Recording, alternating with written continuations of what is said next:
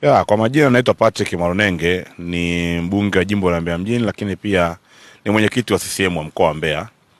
Nimekuja hapa asubuhi leo kwenye uwanja wetu wa kumbukumbu ya Sokoine kuangalia baada ya kupokea barua jana kutoka kwa wenzetu wa TFF na bodi ya ligi kwamba wametufungia uwanja tena kwa ajili ya kuchezea mechi za ligi kuu zinazoendelea. Lakini nimepata masikitiko kwa sababu ni kama mwezi mmoja au wiki mbili zilizopita tu walitufungia tena uwanja na wakatuambia maeneo ya kuboresha. Na ukiona maeneo mengi tumeyaboresha. Walituambia hizi njia, maeneo ya kukaa wachezaji, mapumziko kwenye benchi la ufundi, kulikuwa na maji, tumerekebisha, tumetengeneza mfereji. Tumetengeneza mfereji pia unaochukua maji kutoka uwanjani kama unavyoona hapa. Maji yanapita ndani kwa ndani, kwa hakuna maji yanayosimama. Lakini kwenye pitch ya kuchezea ilikuwa inaonekana kuna matope, lakini tulifanya marekebisho makubwa kwa kutia mchanga ile maeneo yote ambayo yalikuwa yanatuhamisha maji na tukafunguliwa uwanja kucheza. Hiyo ilikuwa ni mechi ambayo ilikuwa Yanga Simba wacheze. Lakini mechi ya Azam imechezwa hapa vizuri na wananchi wetu wakafurahi, lakini ni mechi ya tarehe 12 kati ya Yanga moja kucheza hapa na Prison.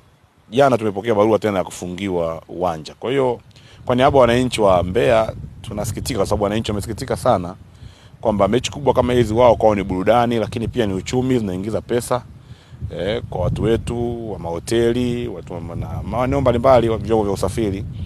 Lakini sasa wameonyesha masikitiko yao kwamba ni kwa nini kila anapocheza mechi kubwa Yanga au Simba ndio uwanja wetu unakosa sifa, lakini mechi zingine uwanja unakuwa unafunguliwa. Na tulizungumza na wenzetu wa bodi ya ligi kwamba ni vizuri kama kuna marekebisho yapo watuambie kabla, kwa sababu mechi inachezwa tarehe 12.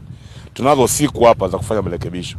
Wangetuambia ni kitu gani tukirekebishe, kielezo kwenye ile barua yetu rekebisha kuliko kufunga uwanja.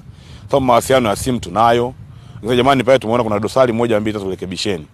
Lakini zikaona kuja barua zinatusikitisha kwamba ni nini, na ni kweli mimi natoa tu sauti kwa niaba ya watu wa Mbeya, wanasikitika sana, wanaona kama hawatendewi haki. Mpira ni burudani, mpira ni afya, mpira unawaleta watu pamoja, mpira ni siasa.